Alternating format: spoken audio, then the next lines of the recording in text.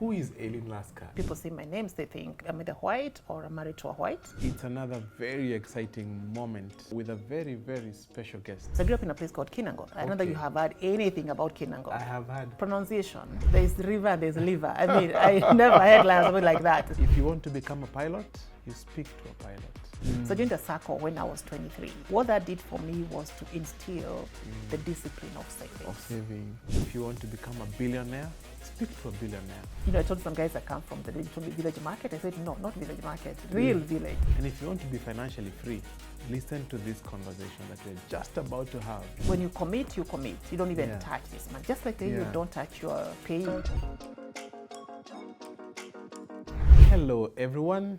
It's another very exciting moment with a very, very special guest that I will be unveiling very shortly. But I want to say this. If you want to become a pilot, you speak to a pilot. If you want to become a billionaire, speak to a billionaire. And if you want to be financially free, listen to this conversation that we're just about to have, because we have some amazing nuggets. And let me welcome a very, very special friend to me personally. I call her my sister and my friend, Eileen Lasker. Karibu sana. Thank you so much, bro, for having me. Yes. Yeah. Welcome. I am looking forward to having an amazing conversation here, where I'm also going to be learning. Okay. You know, the first time I met you, you said you were called Eileen Lasker. I said, who is this called Eileen Lasker? And, and she's an African like myself. She's black like you. She's black like me. Please, who is Eileen Lasker? And why Eileen Lasker? Well, I didn't see that coming. Because that's a very common assumption. People say my names, they think I'm either white or I'm married to a white. Yes. So Lasker is my late stepfather who adopted me, and I became his daughter, and he gave me that name to use. Yes. I never used it so early in my life, but I used it much later. Yeah. And he told me I used it late, but I used it well. Because the first time he saw that name along my first name, was when I was nominated for Top 40 Under 40. Wow. And he was so proud to see his name finally out there. Yeah. Because I had avoided using it because of the same reasons. What Shanga, you know? Yes. Who is this Lasker? Yeah. Right. Yeah. But, you know, that is later in my life. I had a very interesting childhood. Yes. My mom got me when she was still very young, and she had lost her mom. Yes. And so I grew up under the care of a foster mother. What was your mom's name? At least we honor. Oh, my mom is alive, actually. She's called Isabel, Yes, a wonderful, beautiful woman. And we have a very loving relationship, I thank God. Yes. But in her early days, she had to leave me under care of a foster mother. Yes. So I grew up in a place called Kinangop. I don't know that you have heard anything about Kinangop. I have heard Kinangop. What have you heard about Kinangop? And especially during elections. Kinangop always comes up. All right. So thank God you know about the elections, but people knew it for potatoes, cabbages, carrots, and mijitos. You hear anything that they come from Kinangop. Kinangop, yes. But when I grew up, you know, I was in a squatter settlement, and my foster mother didn't have much. This is an auntie to my mom. She didn't have much in terms of, you know, land or, you know, factors of production for that matter. And so we grew up in abject poverty. And I saw the struggles of not just myself, but my fellow village mates. And I kept wondering that there was another life. And something told me there was a better life. But I had to endure for that season. I mean, when I talk abject poverty, you know, part of the memories I have is, you know, having this school uniform that, you know what, it was patchwork, you know, a collage of greens. And, you know, you get, I think I got possibly 2 in the whole primary school life. And you got a long one. You grew, you grew in them. The whole of at some point, you see, they give you like a long one. So as you're growing taller, you grow with it, you know. But then as it gets torn, you're not getting a new one. So you have patchwork, you know. So you have this like almost a palette of colors of green on your body. Especially it's so heavy even to dry because, you know, it's been patched and patched. I mean, that's part of the memories I have about my childhood. You know, my grandmother trying to, you know, earn income by burning charcoal. And, you know, I'm one of the people who possibly brought down some of the trees in the Aberdeen ranges. I mean, so people say they're going to for hiking. I'm like, me, I hiked. Me, I hiked when I was young, so I don't have to do hiking now. Yeah. And, you know, having moments like, you know, one morning, chilly, rainy, and we are going to, because we used to go very early to go, you know, get the charcoal, bring it to the village, sell to the rich people who would actually buy. And one day her telling me, you know, hey, shh, let's walk backwards. Please don't turn, let's walk backwards. I'm like, huh? Then it was, now we can turn and walk away. Yeah. And later she tells me, you know, there was a leopard that was warming itself along the where we are, the site for the burning of the charcoal. And if we started moving and making many moves, so we had to go back as if we just no running, still, and going backwards. Yeah. You know, and that was like one of the supplementary activities. And I knew, you know what? Yeah. This is not the kind of life I want. You were like how old? I mean, below 14, I don't remember the exact, but I was below 14 because I left Kinangop when I was turning 15. Yes. You know, things like, you know, I was going to the farm with her, not the farm, God, we had pieces of land. The government would allocate these squatters, small parcels of land in different places. So we named the Tushambas by where it was. This one is near the canteen, police canteen. This one is near the river. This one is near the what, you know, like that's how we named the parcels of land. Yeah. So one day I'm with her and with her friend Angelica, and we are weeding these potatoes, and they did a couple of lines, and I was still on the first one, and she stood and told me, in fact, in mother tongue, udhikiririe wega muno huthira hakiri ciaku tondu we wira wa moko ndungihota. You know, translating into like, you know, listen to me very carefully.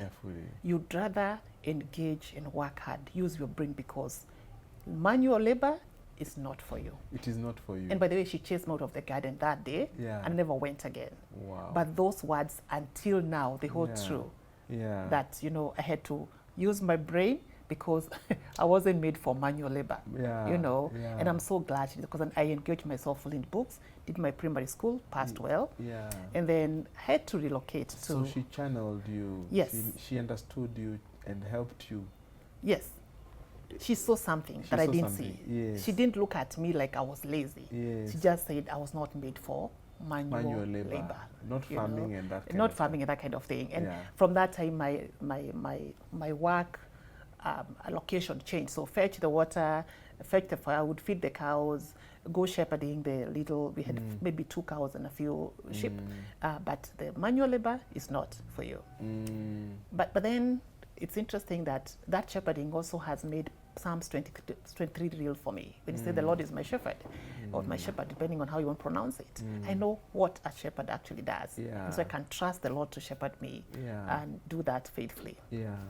I went to Western Kenya and joined my mom and Mr. Alaska and my brother for my high school. And there was another challenge there. So you were in Kinangop until... I finished class 8. Until, which is 15 years thereabout. Yes, 14, just about 14 and a half precisely. 14, so you left Kinangop. I left Kinangop, joined my mom and my stepfather and my brother. Now your mom. My biological mom. And it was a whole challenge because growing up in Kinangop, I mean, English was a subject. It was not for conversation. You know, Kiswahili was a subject as well. We only did it in class. So you go to Western Kenya and the only way to communicate is English or Swahili. And my friend, in Form 1, I became a comedy show that I hadn't anticipated. From Kinangop you went to? St. Mary's Mumias. Oh, you went Mumias. Yes. Yes, okay. And I became the laughing stock of the people there. Oh dear. Pronunciation. Yes. There's river and there's liver. I mean, I never heard something like that. There's lorry and not Rory, you know? Yes. And all the mother tongue interference. Absolutely. Like a proper wing of Kikuyu. And I again remember making a resolve that if they are laughing at me because of my accent, I made a resolve that never again will this happen in my life. And today, if you listen to me, if I have interference, it would be very small. Like it was so deep. There is no indication of mother tongue interference. Exactly. Again, that I think speaks to my resolve around setting my mind on something and doing it. That's my background. Then, of course, so campus this is and where career. you join your mom Yes. and your My stepfather stepfather and who my is Laska now. Yes, and my brother. And I your had one brother. brother that time. Yeah. Okay. Yep. Okay. So we're still catching up on your background. So who is emerging now out of Mumias? We saw the girl emerging out of Kinangop. Who is this woman now emerging out of Mumias?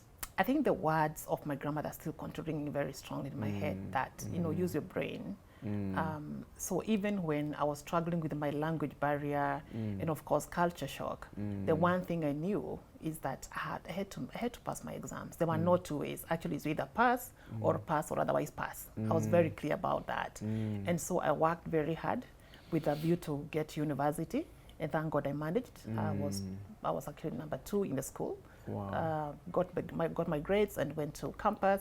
And again, campus have a story again of resolve. So back to Mumias. Yes. I don't want us to. You still want to stick here in Mumias, right? I don't want to go over very critical years. Yeah. Just like that. So, did this have any impact on your self-esteem? The fact that people started by laughing with you, laughing at you. Of course, you overcame what? How did you overcome all that? Again, inner resolve. And I was reflecting, and I'm like, I think I've always been very strong-willed on anything I set my mind to do, because the laughing happened for only 1 year. By year 2, you could never pick me. You know, you could never pick me from the crowd, and not like at a private tuition, or not, it's just me like quietly learning and practicing, like during holidays. My brother also was very instrumental in supporting me to pronounce things properly. And by year 2, I was a star. Actually, it's almost like now that I have gotten over my barrier or my challenge, then I had to be seen in school. Actually, from 2, I was almost sent home because of making noise. You were over thriving. I know, right? I was just like, you know what? I've gotten this accent. I'm over this accent. Guys, you won't stop me from talking. I couldn't stop. But obviously, I wasn't going to get anywhere going home because my mother would actually finish me. So I pleaded to do light duties. And that's the time I was given the role of a leader in the school, so that they can channel this energy. But interestingly, as I was thriving, also thriving in my performance, which was very almost countercultural, because then you expect someone who is making a lot of noise not to be making it in their grades. But I was one of the most improved students in year 1, you know, after I overcame the cultural shock. And so the head teacher would not put together the fact that I'm in a bunch of low performing students, but I'm a high performer. And sort of, I was punished more than anyone else. But then that also started bringing up my leadership skill, and also leadership especially.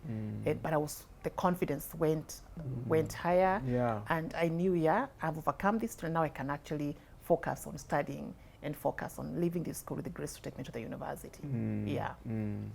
Okay, so you've come Kinangop from a very poor background. Financially, how is it now in Mumias? It's better. It's better. And I didn't have a lot of exposure. Your mom was doing much better with your stepdad. Well, decent. You can't compare with Kinangop. This was like heaven for me. Like, wow. There were some things that I used not to have access to. Now I have access to these things. I mean, I didn't have any patches on my dresses. I had shoes. I had good food when I went home. I mean, it looked like heaven. Of course, when I look at it now, when I look back, I mean, it was just, we were just a moderate family, but it was much better than Kinangop. And I started again there. What was the inspiration? I think I wanted that better life. Again, there's a better life. I would want this better life. What role did your mom play in, now she's coming when you're 15. Just speak a little bit about her impact. I know it was a bit tough because obviously having not grown up with her, we had a bit of challenges, mother-daughter challenges. But I thank God we've been able to overcome that with years and a lot of, you know, I would say therapy and a lot of spiritual growth as well. Yeah. So it wasn't as easy. Actually, truthfully, in Kinangop, I think I was free-spirited. Because this is the life I knew. I had a community, and I was part of this community. So I had a community, I was thriving. I was, yeah, I lived more freely.